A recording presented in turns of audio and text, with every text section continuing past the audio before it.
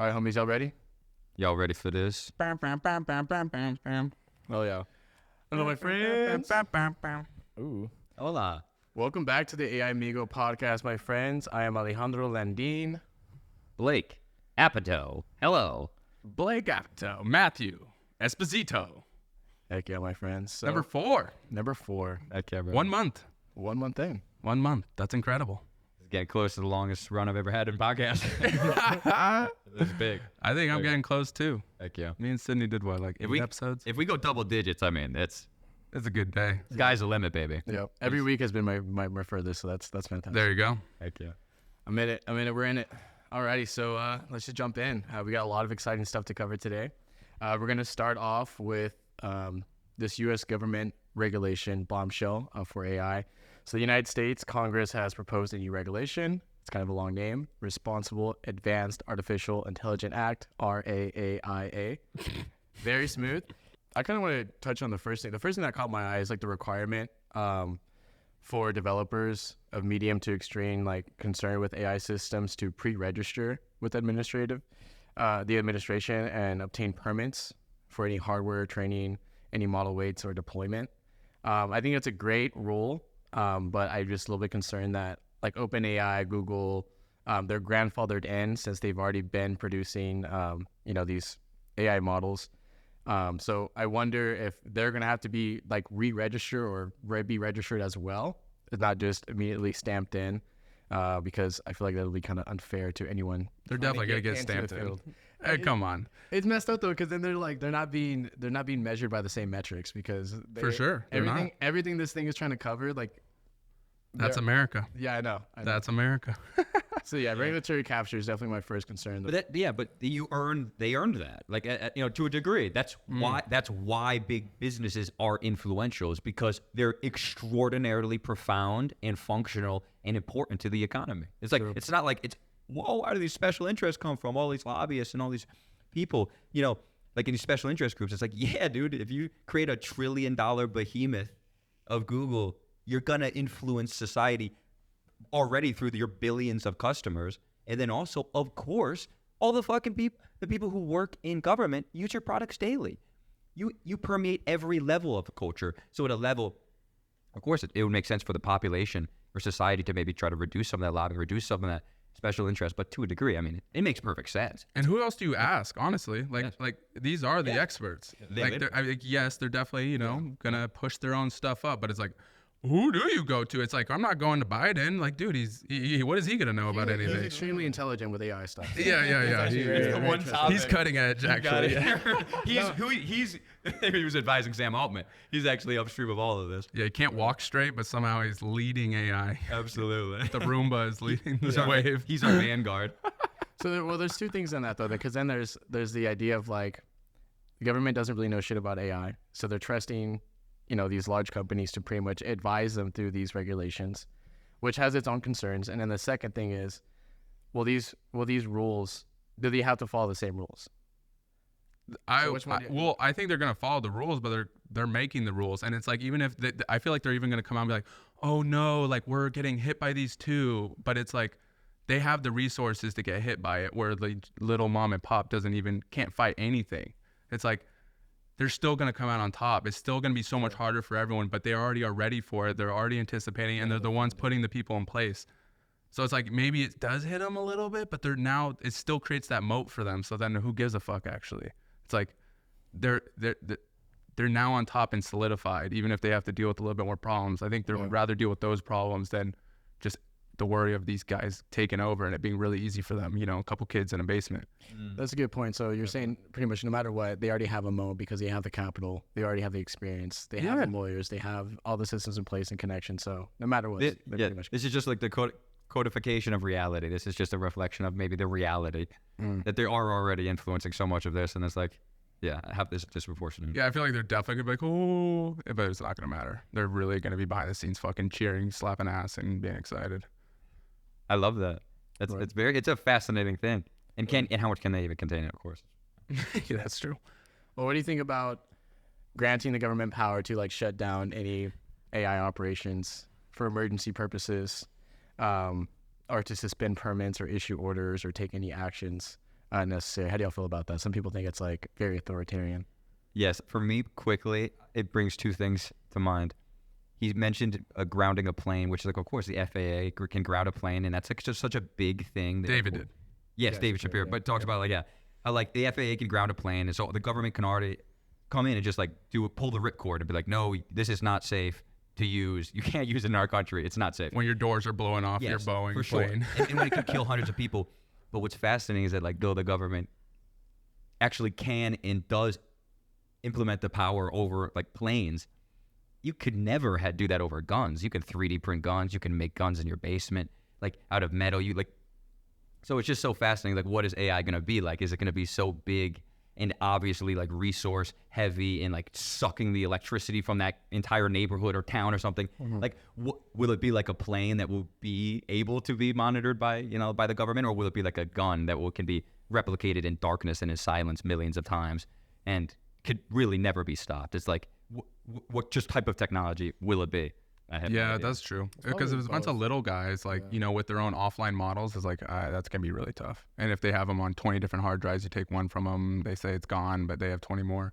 It's going to be, I guess it was like OpenAI would have to deal with that more because like they're so out in the public, right? So if the government tells them to shut it down, it's like, that's not good. Now they have to follow the rules. And everyone was going to know.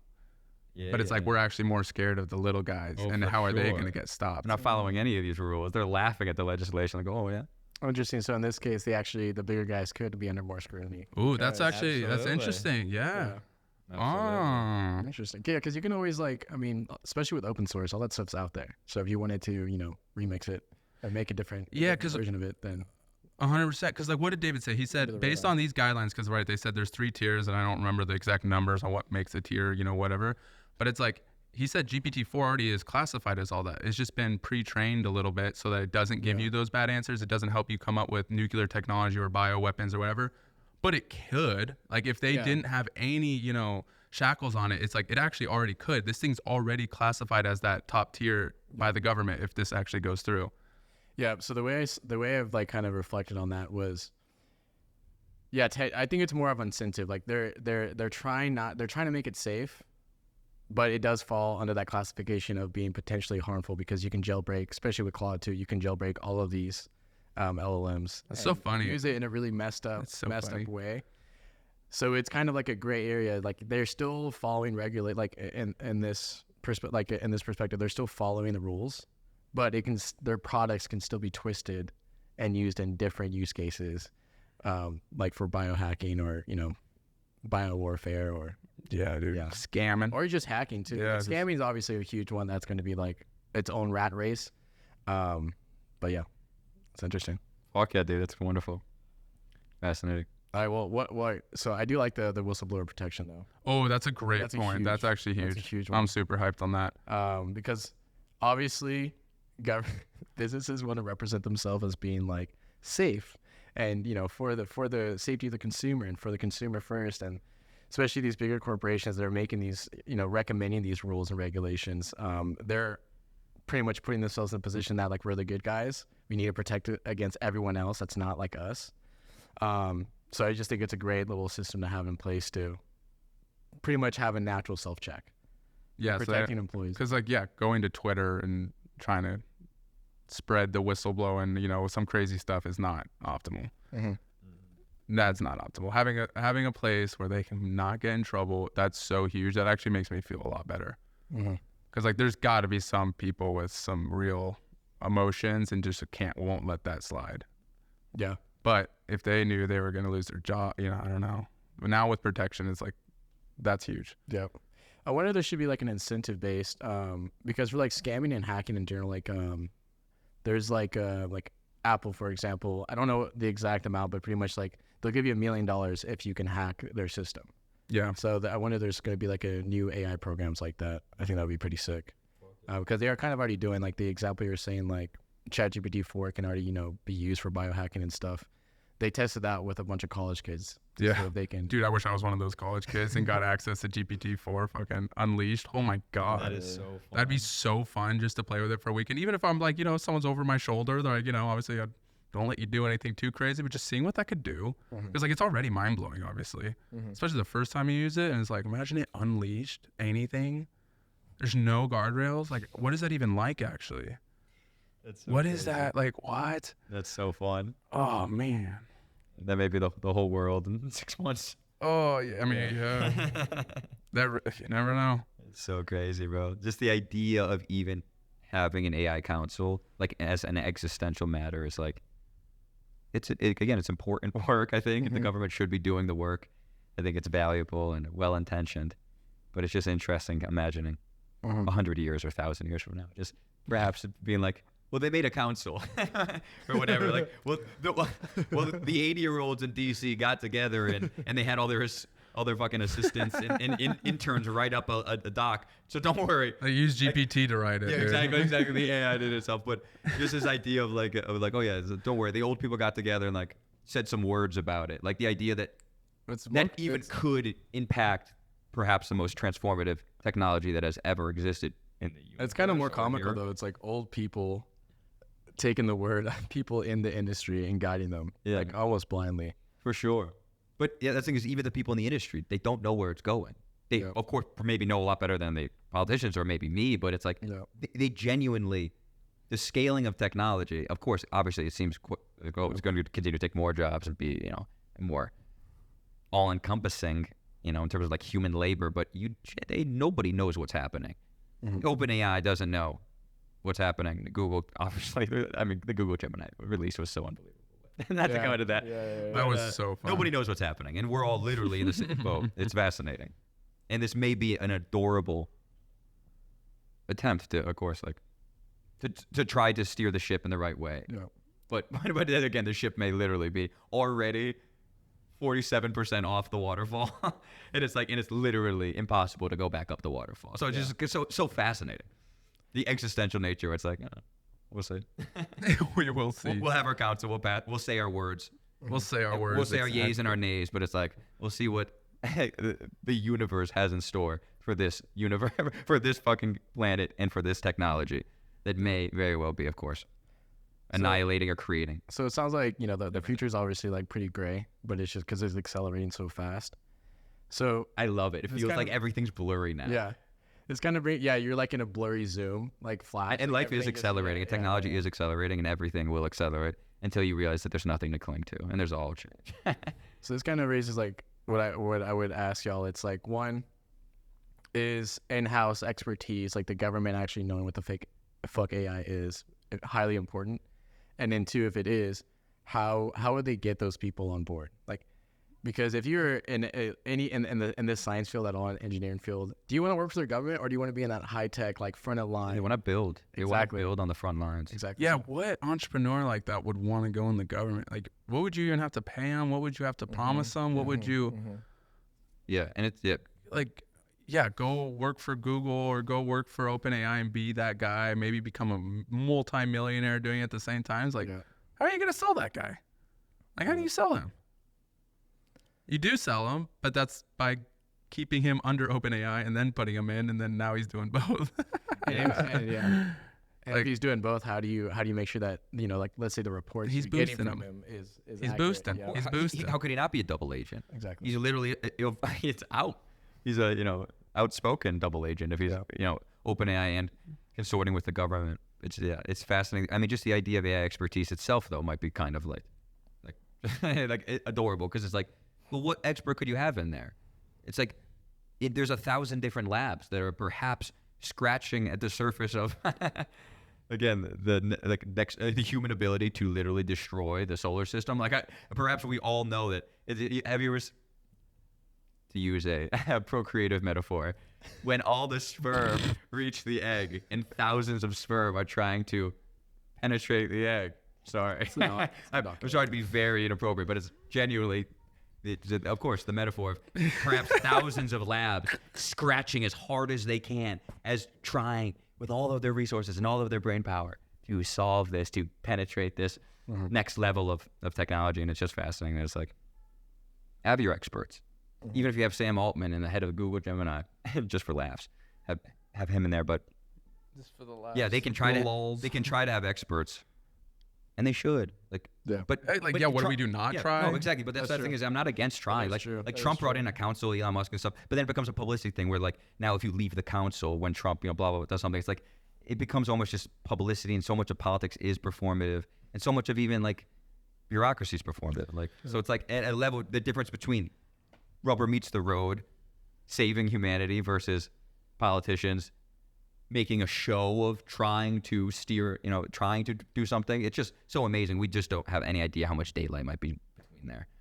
But hell yeah, dude, let's try, bro. Yeah, it's seriously, I'm what do down. you do? Not try. We Like, gotta that's try. just- Yeah. Oh, yeah. That's why people like us need to just keep talking about it. God Get it loves out a there. Yeah. Get more people listening, Yeah. Oh yeah. thinking about it. Because this shit is coming, and it's coming fast. It's inevitable. Yeah, and I guess in a way it's like inevitable to have like some form of regulatory capture. I guess I just want to have as little of that as possible and as high scrutiny as possible to the bigger companies that are like really leading this. But everything about this is interesting. Like, how do you even define like the different tiers? 'Cause right now, the tiers are defined by flops or like computing power, but also like the systems are going to get more efficient over time. Yeah, because what did David Shapiro said? He's like, that's not even. He's like, I don't know who, said that was the way to do it, but he's like, there's going to be very smart systems and that are so destructive that are half that size. Like, it does, like the size won't matter if the tech's getting better and blah blah blah and it's trained on something specific. Like, that's irrelevant. That's literally irrelevant. So we already are starting off with the government just not knowing what the hell they're doing. But that's the thing is when you're actually trying to solve a problem, which is what the government's trying to do, though it may be impossible, they're trying. And that's the thing is you have to start somewhere. You actually have to fucking put something on paper and go, And then we well, talk how do we about classify it? Yeah. And then it's iteration one. It's like the same way if you're going to put out a podcast or something. It's like you have to start and you have to put something out or create something. And it's never going to be perfect. But it's also like you have nothing, and then you have to something, and you have to go 0 to 1. And what they're doing in terms of, I would say, the government. It's a draft. I You're right. applaud them. It's like they're going from 0 to 1. They're like, well, we're putting pen to paper. Oh, you have some ideas? Well, send them in. And, easy to criticize from the sidelines. They're like, we're in here trying to steer the ship. That's true. And it's nowhere near as harsh as the Europeans. Definitely. Exactly. That's a good point. No, that's a good point. But like I said, what do we do? Not try. Exactly. Like, We got to so- try, and we can keep iterating and hopefully try to capture more of that nuance. But again, it's government bureaucracy. I don't know how much it can, but hey, we'll try. Yeah, we just gotta keep poking, prying, and talking about it really, until we're happy with it. Just overall, any final thoughts about AI regulations It's coming. or the RAAI? How fast do you think do any of you know how long it would actually take for that to become actual law? Like, is that like by this year kind of thing, or is it like a next year kind of It thing? depends on how So I don't know anything about this, but from like the little baby knowledge I have, it takes forever because they have to be in agreement. If this is bipartisan, then it can go a lot faster. But if this turns very political, and people just Election year? yeah, and if this Yeah. if like people perceive this as too like authoritarian and like anti capitalistic versus like we need to do this, we need to like have more control. That can be a big political thing. Right now, it doesn't seem political, but if it's politicized, then that shit can drag on for like a year. And that is too late. Yeah, then you're just constantly working behind. You're just fucked. But the government is going to be. We're damned if we do, damned if we don't. Exactly. Businesses and science does not wait for government bureaucracy. Reality Hell does no. not wait for government bureaucracy. And it's like, even if they pass it as quickly as they've ever passed a bill, and I have an extensive knowledge of how they pass bills, from, I'm just a bill. Or that's funny. Sitting outside, but it's I like, mean, the again, it takes time. It takes months. The president can make it faster though, right? Because he can. I don't. Again, I'm stupid as fuck. So, but the president can kind of like make something in action, and then An executive order. an executive order, and then they can veto it, and then that can kind of turn to its own thing. I think an executive order is just like, it's like the most limited versus Congress is like essentially can pass a law about anything. Like Congress can pass a law that I think that nowhere, like literally they have all of the power. And then like the executive branch, he has just power over the executive institutions. But like you can say it's national. I mean, this is clearly national security. Oh, that's And the that thing is kinda once you trumps- impose that. Yeah, that trumps. But that's the thing is Do you need proof, I don't though? even know that Biden would be involved in that. Like the NSA, the CIA, like they have the most advanced AI labs in the world. I'm assuming. And if they don't, they penetrated, and the CIA is in the best Japanese, South Korean, Chinese labs. It's like, I don't know. I've said this on the War podcast, but I don't know how we are so safe with all of our enemies and the existing technology we already know about with nuclear weapons. And it's at a level, whatever's happening to keep us safe, there's, you could call it naive, but I'd actually call it hyper realistic, because it's like right now, it's what's keeping my society safe. So that same darkness of NSA, CIA, intelligence gathering and anti-terrorism, all that shit, it's working. And I just hope that it's continuing to work with AI. So it's somehow, if humans can steer it, or even if for a portion of history humans can steer it, that the U.S. comes out relatively on top, if it's possible, or we'll all go down together. We'll all go down together. We'll see. What did I see? It was like China's ramping up their drone production. Dude, like, how do we produce like China is going to produce, though? Like, with drones? If that's the future. But what if we just have anti-drone shit? So, like, what if we could just laser, like the Iron Dome Israel? What if you could send 1 million drones and we can easily, for a penny a laser, destroy them all, like literally a force field around our country? Or like an EMP? Like an big old EMP. So, like, the idea that even, like, having a lot of manufacturing capability is, like, a very almost caveman way of thinking. Because it's like, you could send technically 1 billion artillery and whatever continental ballistic missile. And if we have 1 billion plus 1 lasers, it's like, it doesn't matter. You can literally empty your arsenal, and we will literally force field, essentially, destroy every one piece of your arsenal. Maybe. I'm going off this Iron Dome kind of metaphor. And then we'll just nuke you once in the capital, 2 hours later there, or just send 5,000 nukes and just destroy your entire society for the rest of mankind. It's like, I don't know where our technology is, but again, we have enemies that have nuclear weapons. I'm going to go out on a limb and say they'd probably use those if they didn't have damn good reason not to. And again, we dropped 2. And we'll do it again, I guess. But again, who knows with AI? It's just so crazy. It's just so crazy that life is even as safe as it is. It's really amazing. It is amazing. I mean, I do think the manufacturing part is important, though, because it's definitely it's going to be because it's going to be an arms race. Because, like, but cool, now you have those lasers. Okay, now I have lasers that take down your lasers. No, but what if How they don't? How fast can you produce? No, but those? there is a cutting edge of technology. So it's like, you can say the question, like, you could say, oh, you can make something that's unhackable, and then you're like, yeah, but someone will eventually hack it. But but actually, at the point that you make the least hackable technology in the world, nobody can hack it. So it's like, if China and America go to war on January 1st of 2025, it's not about can they have better lasers 3 years from then.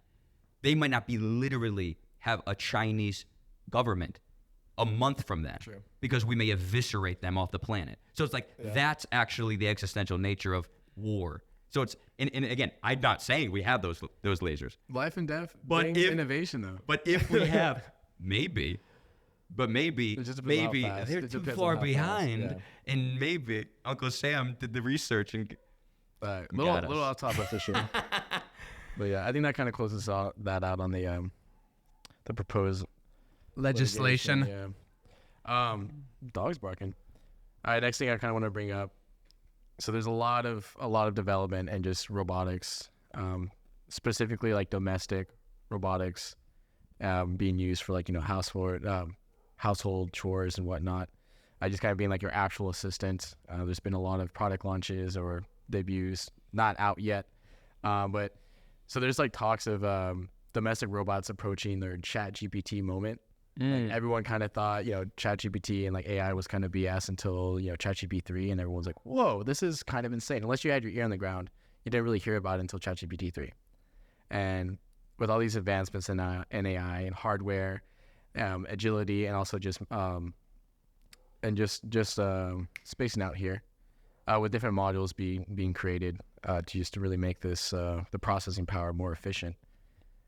They're gonna have that moment. Yeah, their moment will be this year, right? Exactly. They're speculating that this year.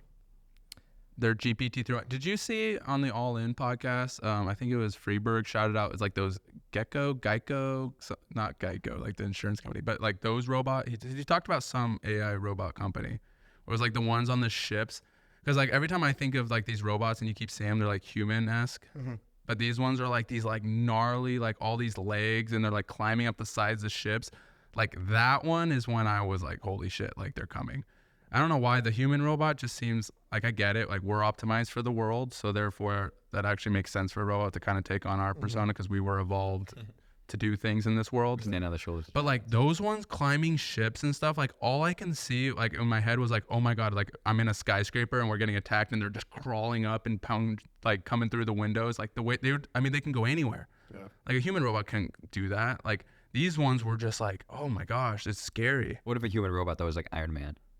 I mean, maybe eventually for sure. But I mean, these things just because they have all these feet and they were suction cupping and like they just were like going up the walls. I mean, they're doing like ship repair on the sides and they're like scanning to see if there's any cracks. But I'm like, that is terrifying because obviously, you know, oh my God, you could do a lot more than that. That's so insane.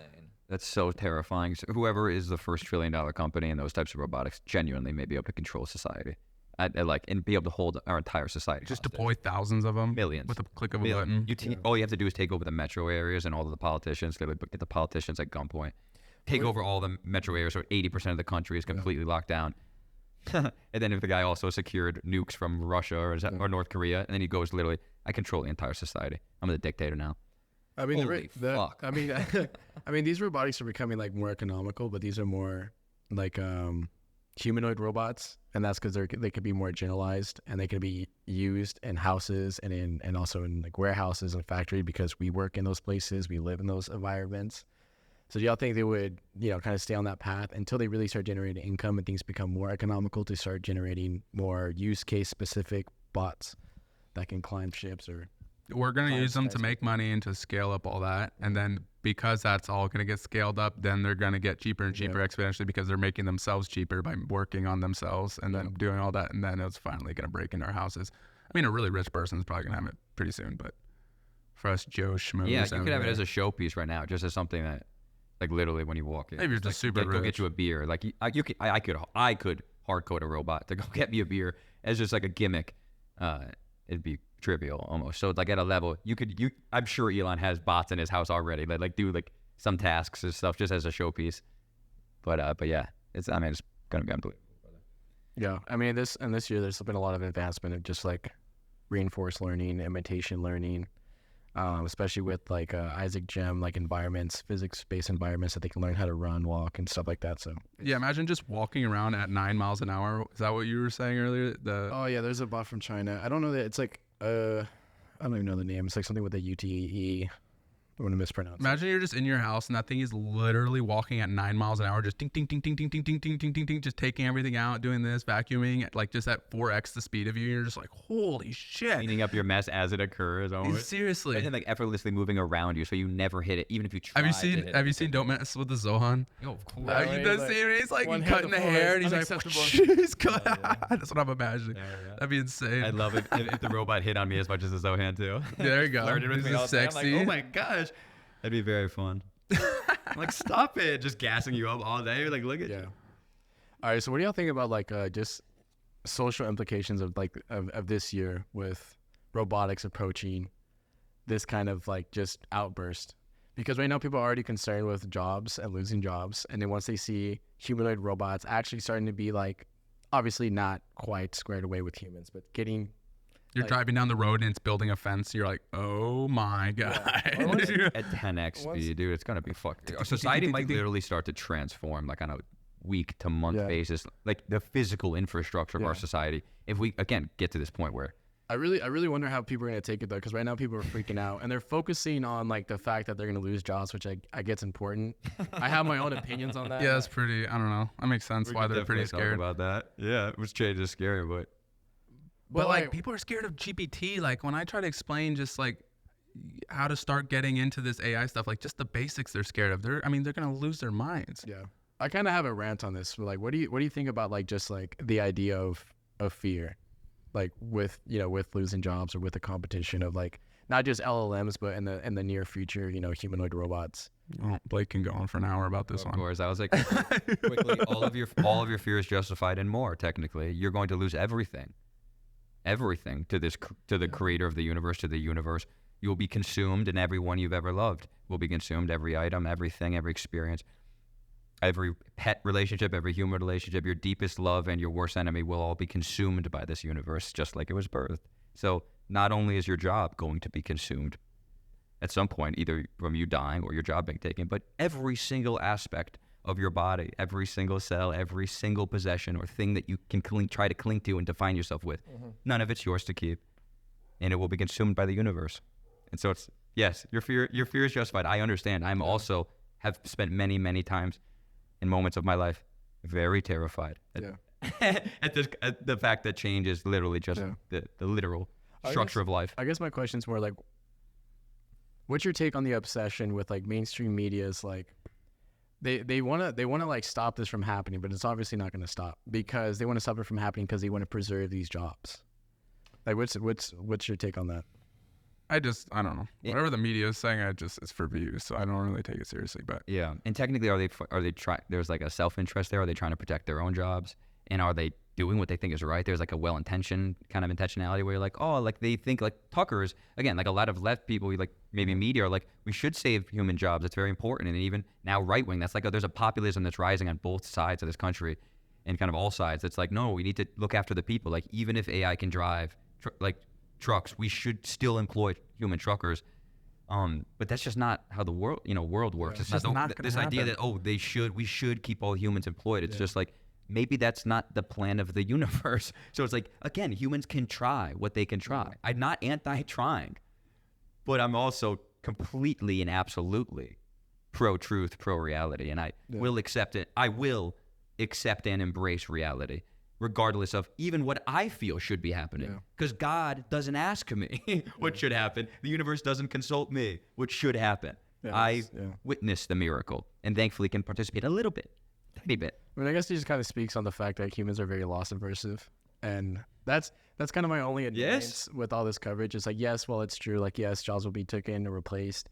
There's like, but it's deeper than that. Jobs are honestly, to me, the tip of the iceberg. When you see the iceberg thing, it's like there is an existential question about how humans are going to interface with life. Maybe we'll become though we'll have our resources taken care of, maybe we'll all discover that walking around barefoot and doing yoga in the woods and literally getting together, and even though everyone sucks at writing and making music, we all get together like we did in the 10,000 years ago, go, oh my God, da, who, see, and everyone can go, boo, ba, ba, ba, ba. Like everyone can make music. I can see that being a possibility. I feel like a lot of people couldn't see that, and we're like, well, like they're so work focused that's not. Like when I see all this, I'm like, that's what I get excited. I'm like, that's the upside. I'm like, dude, we could just do what we want and just get creative and be with each other. But like, I guess most people don't even care about or like even do that in general. They're afraid or like of it. Their self-definition is being this person and being this respected professional. I'm a doctor. I'm a lawyer. I'm a banking executive. Look at my house. It's in this zip code. My kids go to this private school. Like it's all this status, and it's not even bad. Humans are status. Of course, it may all be taken from us. yeah.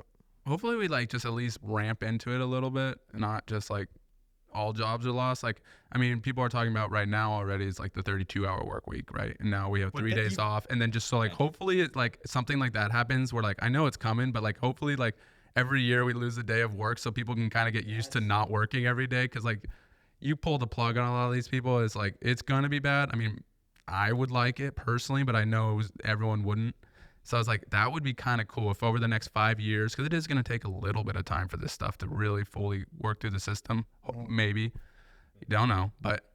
That's what's, I just love that. And I just want to say, I just love that bit. And yes, the idea of course, it ramping, of course, an off ramp and an on ramp to societal change would certainly be more comfortable for the humans. Yeah, but not a waterfall. But that's, what's so crazy is if we're 49% off the waterfall and literally it's like, just saying on at cosmic time, for all we know, we're 90 days out from genuine AGI. Yeah.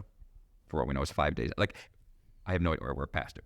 But it's like, it's just so crazy that I love that. And it's so human. And it's also like intelligent. And I think it's just like naive human. It's like, no, it's like, yeah, like that would be really cool to see like a phasing out. It's the dream. Yeah. But it is amazing that it seems like the universe is, it just seems like it's always does like the most, or sometimes can do like the most crazy thing or the most wild or most interesting thing. And it's like, that sounds like the most comfortable thing.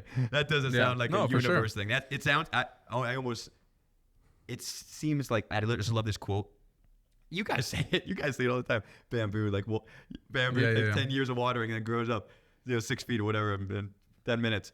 But this idea of also like, fruit ripens over however long and then in a single moment, it falls to the ground. Yeah. And so cosmic forces sometimes build over vast time spans, and then everything happens in a moment. And so again, I'm all for a comfortable change, but it may be the most uncomfortable change that human civilization has ever encountered, and it, of course, may annihilate us. So we'll see. Yeah. I mean, I guess my perspective on it's like just understand that we already are in the ramp up. So there's not stopping it. It's already started. You're in the ramp up. Take the time now. Take the medicine. Take the medicine now. Start doing what you can now. Yeah.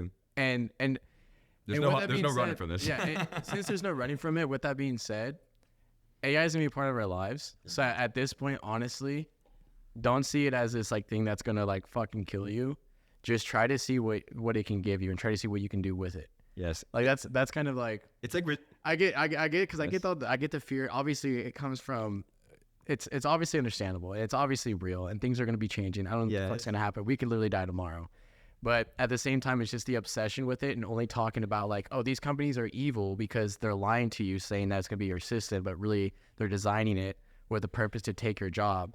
Like that whole perception of like, they're evil and this, that, like it just kind of robs you from that perspective. Like it's already happening. It's already unfolding. The ramping up has begun. It's been, it started like a few years ago, technically longer, but it's not up to anyone. It's not up to the government. It's not up to any company, and even a confederation of companies and stuff like Elon Musk tried to have a pause. Yeah. But just one thing I want to say about what you're saying, I just love like making kind of peace with that. It's already happening. And just for me, there's a strong metaphor of like, there's no resisting your deepest emotion, and it's almost like you could call emotion a human technology that allows us to interface with reality and other beings. And it's the same way AI technology is like, there's no resisting AI. There's no resisting your emotions. There's only accepting, coexisting with this, making peace and accepting. Again, maybe it's hard to embrace because it's scary, because there's a lot that maybe, again, to lean into what you have to accept. Again, maybe it takes some time to get there, but it's like, you have to coexist with these things.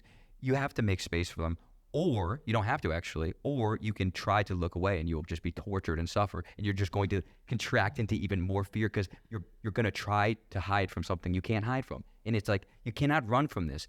It's not in any of our hands. It is literally this greater narrative of the cosmos is unfolding before your eyes, and you can't hide. You can't bury your head in the sand. That's almost more scary to me. That the fear of not just accepting it is actually the scariest thing to me. You're 'Cause strong- it's like, it's coming. So what, like, how could you not just be learning everything you possibly can right now about this? Because like it's inevitable, as we keep saying. That it's like, it terrifies me not to keep up with this. Yep. Yeah. Like, You're stronger for facing it. Like, yeah, no. All right. So I've had a conversation with Matt about this, but I'm dumb. Like I don't know much about AI. we all are. You We know, all we're are. all extremely I'm the R word. but even here, even with my little knowledge and going through this process of really diving deep this past few months, I just reflect on the fact that now I can get work done in a day that would literally take me 3 months. And I feel like, I'm not saying people's emotions are invalid. Like I still have the fear and all that stuff. But if you just keep that perception, that's the only thing your mind is going to be seeking, is all the ways that this will blow up in your face and be terrible. And just try to be open to the fact that this could also be amazing. And once you open yourself to that, you can kind of see cool ways to use it and integrate it in your life. And Do you think that's because we're creators, we like to build things that aren't there. Yeah, Therefore, we're so interested in this. But like most people actually really aren't creators. for sure.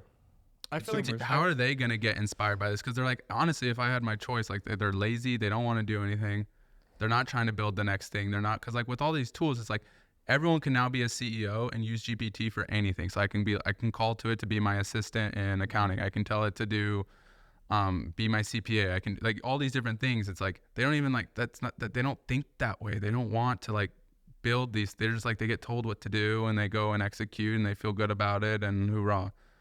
Like, how are they gonna get into this and inspired and like just not scared shitless? But we need all types of humans up to this point. that's true. They all and therefore all these personalities raise valid concerns. So like, Oh yeah, we need that's all. why- that's we why need the no safetyist perspective, and the yeah. accelerationist. But what's just funny is like it's like trying to suppress the creation of calculus. It's like calculus already existed. When you throw a baseball or a rock 50 million years ago, calculus applied, physics already applied before, again, humans can manipulate these. So it's just this fascinating thing that's like, whatever the fuck, what is out there must occur, and whatever that I was saying. Yeah. The inevitability of just like the math of if this is inevitable, of course, it's like it's just so adorable thinking of it, of ways of controlling it or reducing it, because it's maybe just be uncontainable. Even though I kind of had a weird rant that is maybe a little bit hypocritical to this next statement, but like, yeah, just everyone needs to talk about it. We need all personalities and all perspectives talking about it. Oh yeah, including if you fear it and you hate it and you want it to stop today. Unfortunately, it's not going to, but we just really need everyone on board and not on the same page, but just talking about it. Definitely, because it's going to be it's going to be increasingly culturally dominant, politically dominant, and relevant, economically relevant. And your human souls you're trying to. Sorry, I'm not cutting you off. But your human soul is trying to again forge a life, and it's like this thing, no matter how you feel about it, is going to become probably a significantly more notable part of your life, for good and for bad. Probably like everything in life, and when you have like your family or your boyfriend or anything, or your car helps you get to work, but also drives you nuts when it breaks down on the way to a date. So it's like, it's probably going to be everything. It's going to be good, bad, ugly, and we'll see if it's existential. Yeah. It's kind of, this just is an easy like transition to like adjusting to a calmer work week initially. It might not exist at all, but we grew up, at least we grew up in the United States for the most part. And I don't know, I'm pretty sure I can speak for all of y'all, but I judge myself pretty harshly on my productivity and like what I'm doing. And pretty soon that's not important, because one, we can grow exponentially with our personal productivity, but at the same time, it's just not going to be required. Like we're not going to be competing in the same world. The whole entire system's going to change. So there is kind of a nice invitation to slow down and calm down. Maybe, but like as a too. builder though, you're never. How can you turn it off? Like even, okay, you just said I can do in one day what I used to do in a week or whatever. Yep. Have you started working less because of that, or now are you even more fired up and you're actually working more and it's just a 10x in output? I think I've just started my transition period. Like I think what's going to happen is, and I'm kind of already realizing this because I've burnt myself out many, many times. And like Dave Shapiro, like he had a whole video about this too. And it's like, we don't need to burn ourselves out anymore. And in coming to grips with that, like I'm still not calming the fuck down. I'm still not slowing down. So I'm beginning the transition. Like I can kind of see how I don't need to fucking put in all these hours. One, I need to learn how to be more productive so I don't have to do that, which sounds hypocritical. It sounds like these ideas are in conflict, but it's confusing. It is a transition. Like, yes. So to answer your question, no, I'm not slowing down, but I also see that I don't need to be doing the same amount of hours that I'm doing. Like honestly, it might be more productive for me to like work less and take more breaks so I can see how I want to do things. And really going slow to go fast. Yes, and really calm down, because we're in a society. I've managed in a restaurant, which is not really prestigious or anything, but like there's so many things that you want to do, so many systems you want to change, but you don't have time to, because you're go, and that's kind of like what a type of environment I grew up in, is where you go. You don't think about slowing down to speed up. Obviously that makes sense from a logic perspective, but it's like it's hard to actually do that because you're not used to doing that. So I don't know. I love it, absolutely. But in great chaos comes great opportunity. And I love this idea of like almost like destroying the modern society is perhaps the most fertile ground for like a mass spiritual awakening or reorientation towards like the AI enlightenment era. No, literally. And that's what's so crazy is that I know it's scary for probably a lot of different cultures that are obsessed with their productivity and accumulating goods and money, but it's like, you're not your productivity. And there's something, you're not any of these things. You're not the number in your bank account, and you're not the position that you hold that is on a nice little engraved sign on your desk. And it's like, you're not any of those things. You're all of this in this moment. And it's like, in all of those things, again, it makes sense to why we like them, but it's like, it's just amazing how this fear of like, what am I gonna do, and like who am I gonna be, and like what am I gonna pursue and care about? Like that's such an existential and profound and beautiful question. The idea of a society, and it will cause massive chaos, but the idea of a society and maybe the entire world being forced to reckon with that. I mean, that's biblical to me. That's like, to a degree, it's like AI, what it seems like this like weird techno, like reptilian, non-human thing may genuinely be like the facilitator of the greatest spiritual awakening in the history of humanity. And I, again, it's like I am as open-minded as it to genuinely somehow AGI being a savior to humanity as I am to it, of course, destroying us without even a thought. The same way I destroy an ant mound because I'm thinking about a chick I went on a date with 3 nights ago. You know, it's like I don't even care. I don't even perceive the life of ants around me when I'm walking around because I'm just up here. It's not even in my universe, though I'm killing massive life as just existing. So it's like, it's just so beautiful that, and maybe for all humans, talk about a lesson in change, baby. It's like that AI literally could be something like our salvation, or it could be a complete annihilation. And it's like, yeah, those are the stakes. And can we accept those stakes? And can we all literally coexist with this fear? Because it's, again, life is scary. we are going to lose it all. And can you accept that and sit with that? Yep. And it's like in your deepest relationships, the people you love, your fun experiences, not just fun, meaning, friends, intimate partners, your mom, all these memories of your life. It's like, who gives a fuck about your status and your bank account? It's like those things may become such like these like almost meaningless metrics that just fall away from society. I'm sure status, we're all status driven. Certainly, probably there will be many status games, but it's like a snake shedding its dead skin. You know, it's like we have to go through this change. Like it's not up to any of us. This has to happen, and there's gonna be growing pains. I mean, it's also cool because this is like an environment where not only your identity is challenged / potentially replaced, but the metrics at which you base your identity is also completely changed. Like, what is productivity now?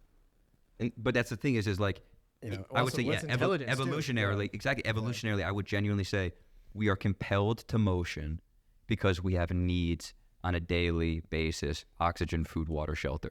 Like 2 minutes, 2 days, couple weeks, and then shelter. Maybe we can go a couple months in the nice, spring or summer. But we need shelter eventually, or we'll die in many climates. So it's like every day you have plenty, and then beyond that, of course, beyond those needs, we also have these emotional relationships. So again, we procreate, of course, and we get our oxygen, food, water, shelter, so then we can have these friendships and love and procreate and proliferate this, the species. It's so amazing that like that productivity is hard coded in us, and now it's kind of like we like have taken it and now applied it to like a corporate life, and like now we like stack our chips in the bank account and like try to ascend this corporate ladder, and like our reptile brain is trying to like map on, of course, that need to move and trying to map it onto this weird corporate structure. But again, it's like for all we know, this is just this weird choke point in society in the history of humanity where we were so inhuman, maybe, and maybe AI to a degree gives us back more humanity and more like face-to-face time and more kind of creative free, flexibility and schedule flexibility than we've ever imagined. Maybe, of course, obviously, I hope so. But best of both worlds where we don't even have to worry about war or resources. We just get to hang out with each other and make stuff and sing in the woods and do yoga and literally be like, what do you want to do today, bro? Mm-hmm. And like, I'm so excited for that. I can do that well, honestly. I feel like I'm very productive and but honestly, that's like because I want to have a family. I need to be able to support them. But if like that kind of stuff is taken care of, I'm like, oh my God, I am so excited to hang and to do things like, and connect with people on a different level. It's like, what do you do when you're not at work? Like, isn't that the fun part of your life? Like obviously a lot of people, of course, I get all the meaning and structure, and of course you're like important to a company that's good, and you bring the money back and worry stuff. All of that stuff is very good, but it's like, where is the juice of your life? The juice of your life probably is in the time where you're not at work, where you're like, oh my God, I do this so I can spend this time with my girl and support my mom, and all of these deep, of course, I would really say human relationships.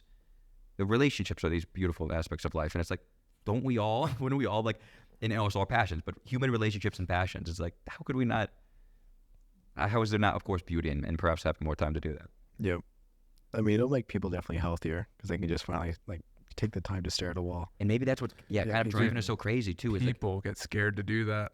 It's gonna be a lot of reckoning. everyone is afraid to do that. Kinda. I literally. I've think, taken enough shrooms where I've looked inward, where I'm like, I can be by myself now. But I think before you did that, you were. So that's why I think it's First almost time, like, yeah, it was a little exactly. But that's the thing. nerve-wracking. It's almost like the reason you maybe were pursuing open to shrooms and open to sitting with yourself is because you had earlier on times in your life been afraid to face yourself. So it's like That's true. So I think to a degree, it is like a universal human experience, and yeah. Everyone's finally gonna get forced to do it. Yep. There's so many people that I'm like, can you just sit down and be with yourself? Just think this through. Where are you coming from? What's going on? Why are you doing and this? then all the bad thoughts come and the good thoughts and the weird thoughts and realize, of course, can you spend enough time sitting and realize, of course, that you are not these thoughts. Your mind stream is but a fabric, a piece of the fabric of the symphony of consciousness unraveling. I think immediately. it's easier said than done though, because like Everything is easier said than done. for sure. But we're used to everyone's used to sprints. Like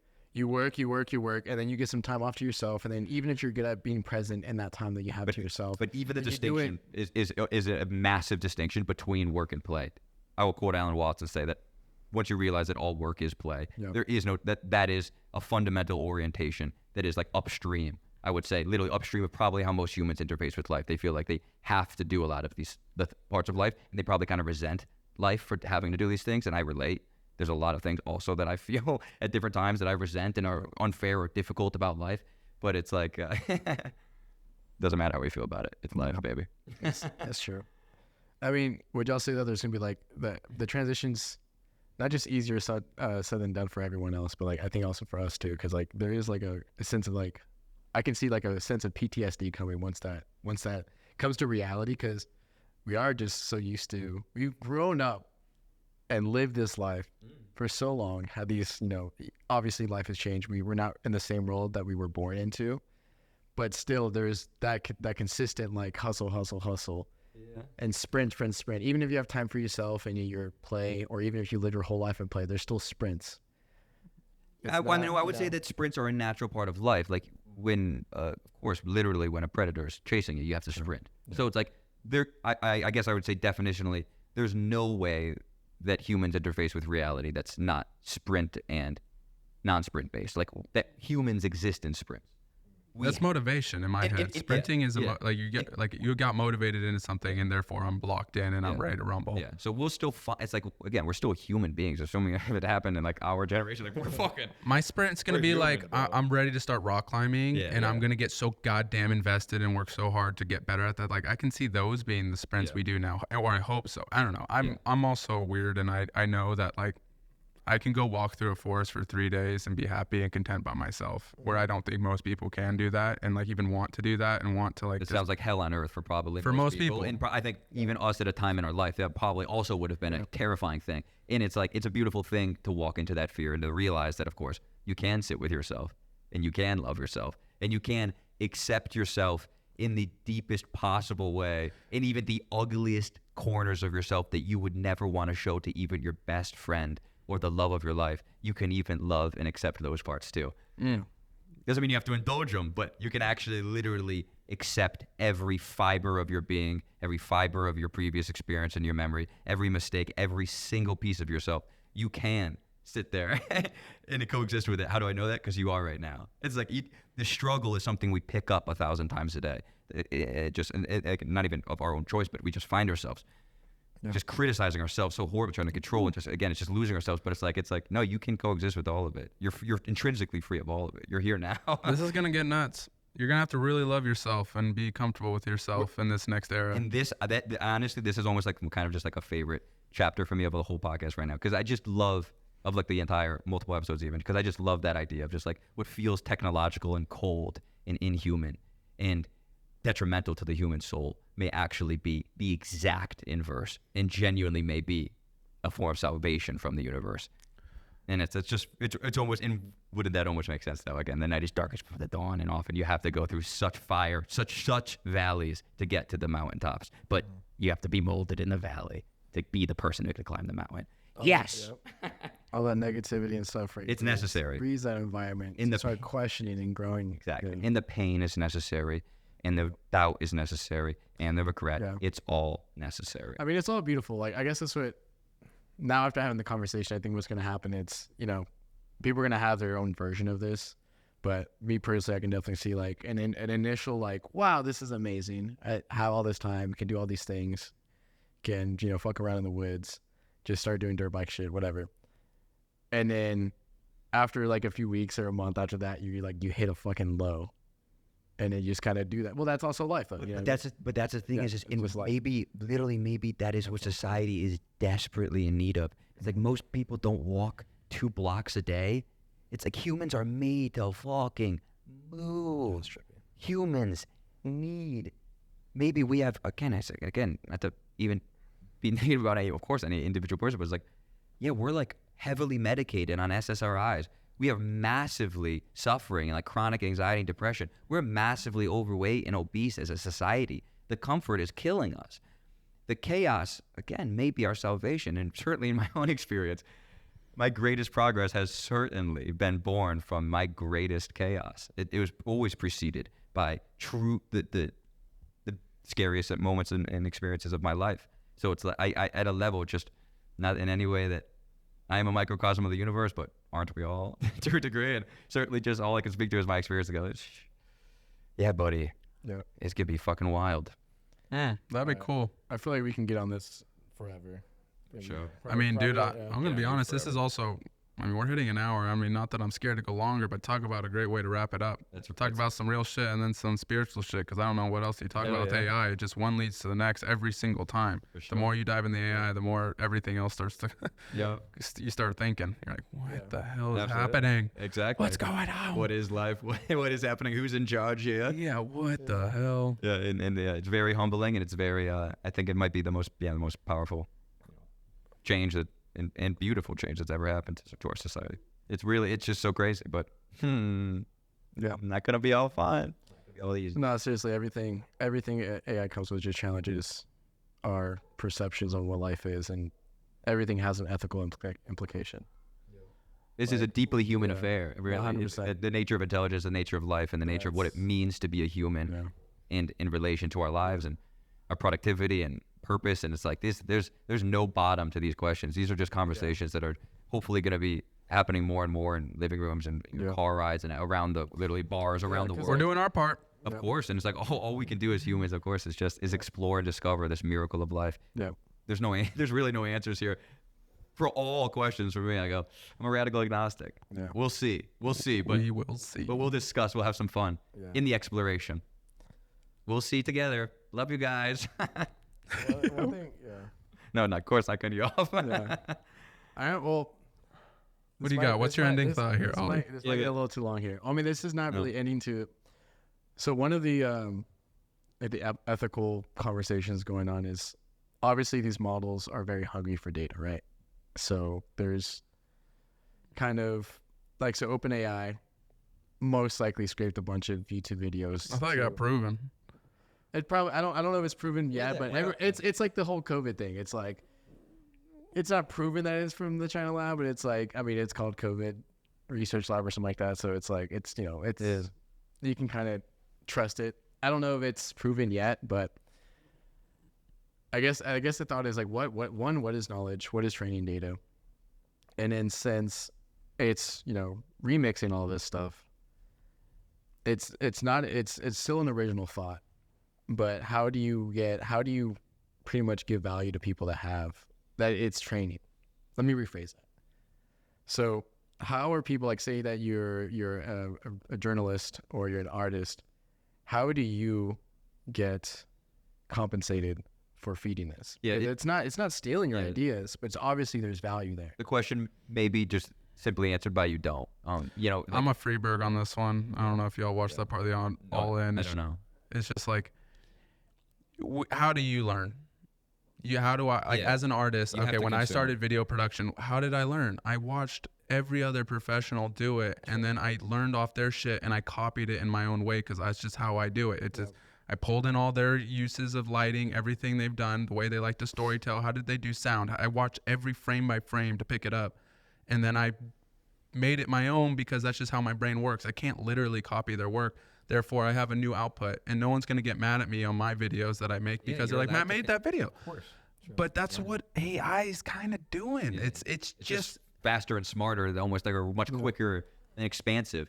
But it's allowed it's to look learning. At the It internet. saw a bunch of shit and goes, okay, great. Now I'm gonna make something new out of it. Yeah, and if it's publicly available, like that's why to me that's just like this fundamental idea of like, of course I get artists wanting to be protected by copyright and stuff, and I as an artist I would also like to be protected, but it's just as again what I like and what I prefer is not necessarily reality. And it's like, if you release something, you genuinely release it to the universe. Like it's out of your control. Not only may it be, of course, co-opted by AI that ends up doing something bad, and maybe, of course, just maybe used in all kinds of ways to mock you or anything. Like it could just be monetized in another country. Like there's so many different ways, but that's like a fundamental at the axis of creation, and then the sharing of that creation is like creation is between like you and God, and then also, but then like sharing it, it's like it's still between you and God, and then now just other people can see it and touch it, but it's like again, creation is it's upstream of that. It's like and if you put out a YouTube video.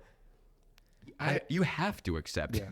You don't control that thing anymore. I agreed, and this might be a flawed kind of mindset, but it's like, so then what's the incentive to create quality, let's say data or quality art? There might not be. I mean, there might not be. We might get to a point where we're just pumping out content to, everyone's content productivity just increases exponentially, so that maybe there's not a need for an incentive. But at the same time, I do wonder, like, that data is valuable.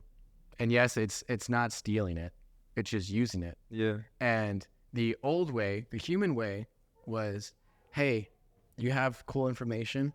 I'm going to go on your YouTube channel, or I'm going to stream your music, or I'm going to do this, that, or the other. You still get something from that. You get a view, which can be monetized, or someone buys your course, someone buys your product, someone buys your CD. So there's still like an incentive to make that, like, as an artist, you don't need that maybe money incentive, but then you do get paid for it. And then that person could also be an artist and then make something from it. Like, so that part I 100% agree. AI is just an artificial version of that in action. Yeah. But what happens? Truth. Exactly. Yeah. Exactly. That's what people do. So then what my only concern is, like, where does the incentive go? Because then why do you want to create this quality information or this quality data or this quality art?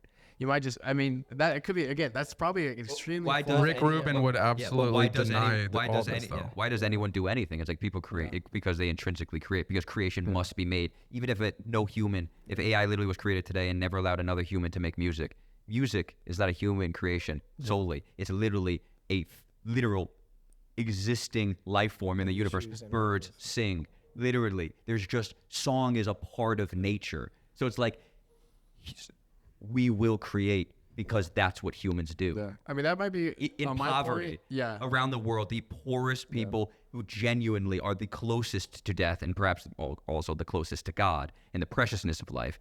That's why it might be actually kind of a superpower to a degree, versus sometimes the modern comfort. And my life's so hard, when it's really actually quite amazing. But it's like people make music and people tell stories and write poetry in the depths of the human condition because we need to. I think I'm just proving how, like, feels like an American problem. That's what I was about to say. I think this is just pointing, like, how to commodify, how to money. How do I make this? It's like, well, what about my piece? And it's like, what am I my benefit? Maybe you don't get a piece. Maybe the piece that you create it, and you get to be a part of life. It's an act of God. Yeah. All of that external everything, money, validation, incentive. How do I keep my royalties, and how do I control my data? It's like, sure, again, if we want to try to do some of this stuff, I get it. I get the impulse, but it's in a like, beautiful way, it takes away that gray, murky area of, like, because even without AI, copyright and all that stuff was still gray.